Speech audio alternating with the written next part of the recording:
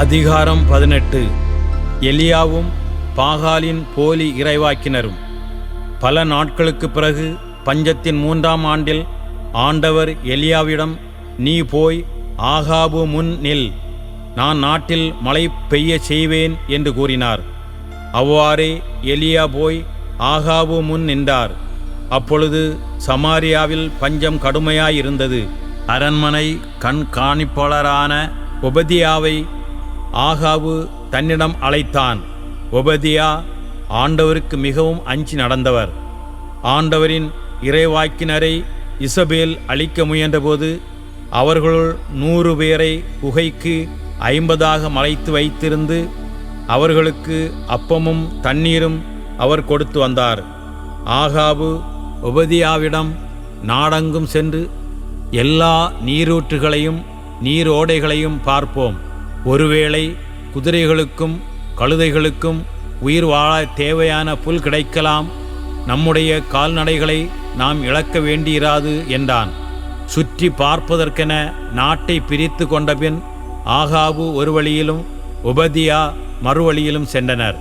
போகும் வழியில் ஒபதியா திடீரென எலியாவை சந்தித்தார். அவர் அவரை அடையாளம் கண்டுகொண்டு தாழ்ந்து வணங்கி, நீர் என் தலைவர் எலியாதாமோ என்றார். அவர், ஆம், நான் தான். நீ உன் தலைவனிடம் சென்று எலியா வந்துள்ளார் என்று சொல் என்றார். அப்பொழுது ஒபதியா, நான் என்ன பாவம் செய்தேன்? ஆகாபு கொலை செய்யும்படி நீர் ஏன் அடியானாகிய என்னை அவனிடம் கையளிக்கிறீர்? வாளும் கடவுளாகிய ஆண்டவர் மேல் ஆணை, என் தலைவன் உம்மை தேடி பிடிக்கும்படி ஆள் அனுப்பாத இனமோ அரசோ இல்லை. ஓர் இனமோ அரசோ உம்மை காணவில்லை என்று சொன்னால் உம்மை காணவில்லை என்று அவை ஆணையிடச் செய்தான். நீரோ எலியா வந்துள்ளார் என என் தலைவனிடம் சொல்கிறீர். நான் உம்மை விட்டு அகன்றவுடன் ஆண்டவரின் ஆவி எனக்கு தெரியாத இடத்திற்கு உம்மை தூக்கி கொண்டு போய்விடலாம். ஆகாபிடம் சென்று நான் தெரிவிக்கையில் உம்மை அவன் காணவில்லை எனில் என்னை கொன்று விடுவான். அடியானாகிய நான் இளமை முதல் ஆண்டவருக்கு அஞ்சி நடந்திருக்கிறேன். ஆண்டவரின் இறைவாக்கினரை இசபேல் அழிக்க முயன்றபோது அவர்களில் 100 பேரை குகைக்கு 50ஆக மறைத்து வைத்து அவர்களுக்கு அப்பமும் தண்ணீரும் நான் கொடுத்து வந்தது பற்றி நீர் கேள்விப்படவில்லையா? இப்படி இருக்க நான் என் தலைவனிடம் சென்று எலியா வந்துள்ளார் என்று சொல்கிறீர், என்னை அவன் கொன்று விடுவான் என்றார். அப்பொழுது எலியா, நான் பணியுடை புரியும் படைகளின் ஆண்டவர் மேல் ஆணை, இன்று நான் போய் அவன் முன் நிற்பேன் என்றார். ஒபதியா புறப்பட்டு போய் ஆகாவை சந்தித்து இதை தெரிவித்தார். உடனே ஆகாபு எலியாவை சந்திக்க சென்றான். ஆகாபு எலியாவை கண்டதும், இஸ்ரேலரிடையே கலகமூட்டுகிறவன் நீதானே என்றான். அதற்கு எலியா, இஸ்ரேலரிடையே கலகமூட்டுகிறவன் நான் அல்லன், நீரும் உன் தந்தையின் வீட்டாருமே கலகமூட்டுகிறவர்கள். ஏனெனில் நீங்கள் ஆண்டவரின் கட்டளைகளை புறக்கணித்து பாகாலின் பின்னே செல்கின்றீர்கள். இப்பொழுதே ஆளனுப்பி இஸ்ரேல் மக்கள் அனைவரையும் கார்மேல் மலையில் என் முன்னிலையில் ஒன்று திரட்டும். இசபேலின் பந்தியில் உணவருந்தும் பாகாலின் 450 போலி இறைவாக்கினரையும் அசேராவின் 400 போலி இறைவாக்கினரையும் கொண்டு வந்து சேரும் என்றார். அவ்வாறே ஆகாபு இஸ்ரேல் மக்கள் அனைவரையும் அழைத்தான். போலி இறைவாக்கினரையும் கர்மேல் மலையில் ஒன்று திரட்டினான். எலியா மக்கள் அனைவர் முன் சென்று, எத்தனை நாள் இரு மனத்தோராய் தத்தளித்து கொண்டிருக்க போகிறீர்கள்? ஆண்டவர் தாம் கடவுள் என்றால் அவரை பின்பற்றுங்கள், பாகால் தான் கடவுள் என்றால் அவன் பின்னே செல்லுங்கள் என்றார். ஆனால் மக்கள் அவருக்கு மறுமொழியாக ஒன்றும் சொல்லவில்லை. அப்பொழுது எலியா மக்களிடம், ஆண்டவரின் இறைவாக்கினரில் நான் ஒருவன்தான் எஞ்சியிருக்கிறேன். பாகாலின் போலி இறைவாக்கினரோ 450 பேர் இருக்கின்றனர். 2 காளைகளை எங்களிடம் கொண்டு வாருங்கள். அவர்கள் ஒரு காளையை தேர்ந்தெடுத்து அதை துண்டு துண்டாக வெட்டி விறகின் மேல் வைக்கட்டும். ஆனால் நெருப்பு வைக்கலாகாது. ஒரு காளையை நான் தயார் செய்து விறகின் மேல் வைப்பேன். நானும் நெருப்பு வைக்க மாட்டேன். நீங்கள் உங்கள் தெய்வத்தின் பெயரை சொல்லி அழையுங்கள். நானோ ஆண்டவரின் பெயரை சொல்லி அழைப்பேன். அதற்கு நெருப்பின் மூலம் பதிலளிக்கும் கடவுளே உண்மை கடவுள் என்றார். மக்கள் அனைவரும் பதில் மொழியாக, நீர் சொல்வது சரியே என்றனர். பிறகு எலியா பாகாலின் போலி இறைவாக்கினரிடம், நீங்கள் மிகுதியானவராயிருப்பதால் முதலில் நீங்களே ஒரு காளையை தேர்ந்தெடுத்து தயார் செய்யுங்கள், ஆனால் நெருப்பு மூட்டாதீர்கள் என்றார். அவ்வாறே அவர்கள் தங்களுக்கு கொடுக்கப்பட்ட காளையை கொண்டு வந்து தயார் செய்தார்கள். பின்னர் காலை முதல் நண்பகல் வரை பாகாலின் பெயரை கூப்பிட்டு, பாகாலே பதில் தாரும் என்று கத்தினார்கள். ஆனால் எக்குரலும் கேட்கவில்லை, எப்பதிலும் வரவில்லை. எனவே அவர்கள் தாங்கள் கட்டிய பலிபீடத்தை சுற்றி நடனம் ஆடினார்கள்.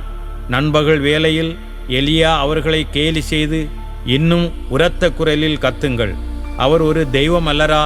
ஒருவேளை அவர் ஆழ்ந்த சிந்தனையில் இருக்கலாம், அல்லது ஒதுக்குப்புறம் போயிருக்கலாம், அல்லது பயணம் செய்து கொண்டிருக்கலாம், அல்லது தூங்கிக் கொண்டிருக்கலாம். அவரை எழுப்ப வேண்டியிருக்கும் என்றார்.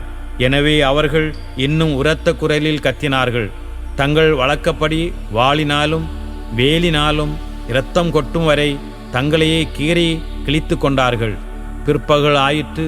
அவர்கள் மாலை பலி செலுத்தும் நேரம் வரை தொடர்ந்து பிதற்றிக் கொண்டிருந்தார்கள். ஆயினும் எக்குரலும் கேட்கவில்லை, எப்பதிலும் வரவில்லை. கவனிப்பார் யாருமில்லை. அப்போது எலியா எல்லா மக்களையும் நோக்கி, என் அருகில் வாருங்கள் என்றார். மக்கள் அனைவரும் அவர் அருகில் வந்தனர். எலியா அங்கே இடிந்து கிடந்த ஆண்டவரது பலிபீடத்தை செப்பனிட்டார். உன் பெயர் இஸ்ரவேல் என்று ஆண்டவர் யாக்கோபுக்கு உரைத்திருந்ததன் பொருட்டு அவர் வழிவந்த குலங்களின் எண்ணிக்கைப்படி எலியா 12 கற்களை எடுத்தார். அக்கற்களை கொண்டு ஆண்டவர் பெயரில் ஒரு பலிபீடத்தை கட்டி அப்பலிபீடத்தை சுற்றிலும் 2 உளவு சால் அகலம் உள்ள வாய்க்காலை வெட்டினார். அதன்பின் விறகு கட்டைகளை அடுக்கி காளையை துண்டு துண்டாக வெட்டி அவற்றின் மேல் வைத்தார். 4 குடம் தண்ணீர் கொண்டு வந்து எரிபலியின் மேலும் விறகு கட்டைகளின் மேலும் ஊற்றுங்கள் என்றார். 2ஆம் முறையும் செய்யுங்கள் என்றார் அவர். அவர்கள் 2ஆம் முறையும் அவ்வாறே செய்தார்கள். அவர் 3ஆம் முறையும் செய்யுங்கள் என்றார். அவர்கள் 3ஆம் முறையும் அப்படியே செய்தார்கள். எனவே தண்ணீர் பலிபீடத்தை சுற்றிலும் ஓடியது, வாய்க்காலையும் நிரப்பியது. மாலை பலி செலுத்தும் நேரமாயிற்று. இறைவாக்கினர் எலியா பலிபீடத்தின் அருகில் வந்து, ஆபிரகாம், ஈசாக்கு, இஸ்ரவேல் ஆகியோரின் கடவுளாகிய ஆண்டவரே, இஸ்ரவேலின் கடவுள் நீரே என்றும் நான் உம்முடைய ஊழியன் என்றும் இவற்றையெல்லாம் நான் வாக்கின்படியே செய்தேன் என்றும் இன்று விளங்கச் செய்தருளும். நீரே கடவுளாகிய ஆண்டவர் என்றும் நீரே இம்மக்களின் மனதை மீண்டும் மாற்றுவீர் என்றும் இம்மக்கள் அறியும்படி எனக்கு பதில் தாரும். ஆண்டவரே, எனக்கு பதில் தாரும் என்றார். உடனே ஆண்டவரின் நெருப்பு கீழே இறங்கி அந்த எரிபலியையும் விறகு கட்டைகளையும் கற்களையும் மணலையும் சுட்டெரித்து வாய்க்கால் நீரையும் வற்றச் செய்தது. இதை கண்டவுடன் மக்கள் அனைவரும் முகம் குப்பர விழுந்து, ஆண்டவரே கடவுள், ஆண்டவரே கடவுள் என்றனர். அப்போது எலியா அவர்களை நோக்கி, நீங்கள் பாகாலின் போலி இறைவாக்கினருள் எவரும் தப்பியோடாதபடி அவர்களை பிடியுங்கள் என்றார். மக்கள் அவர்களை பிடித்து கொடுக்க எலியா அவர்களை கீசோன் ஓடைக்கு கொண்டு போய் அங்கே அவர்களை கொன்றார். பஞ்சம் தீர்ந்து போதல். பின்பு எலியா ஆகாபை நோக்கி, நீர் போய் உணவும் பானமும் அருந்துவீர், ஏனெனில் பெருமழையின் ஓசை கேட்கிறது என்றார். ஆகாபு உணவும் பானமும் அருந்த சென்றவுடன் எலியா கர்மேல் மலையின் உச்சிக்கு ஏறி சென்று அங்கே தரையில் மண்டியிட்டு தம் முழங்கால்களுக்கு இடையே முகத்தை புதைத்து கொண்டார். பின்பு அவர் தம் பணியாளனை நோக்கி, நீ போய் கடல் பக்கமாய் பார் என்றார். அவன் போய் பார்த்து ஒன்றுமில்லை என்றான். எலியா அவனை நோக்கி, 7 முறை மீண்டும் சென்று பார் என்றார். 7ஆம் முறை அவன் சென்று பார்த்து, இதோ மனித உள்ளங்கை அளவு சிறிய மேகம் ஒன்று கடலிலிருந்து எழும்பி மேலே வருகிறது என்றான்.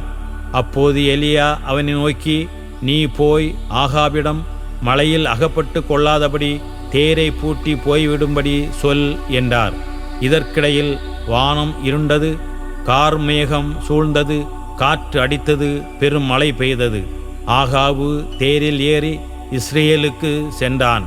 அந்நேரத்தில் ஆண்டவரின் ஆற்றல் எலியாவின் மேல் வந்திறங்க அவர் தம் இடையே வரிந்து கட்டிக்கொண்டு இஸ்ரேல் வரை ஆகாவை முந்திக் கொண்டு ஓடினார்.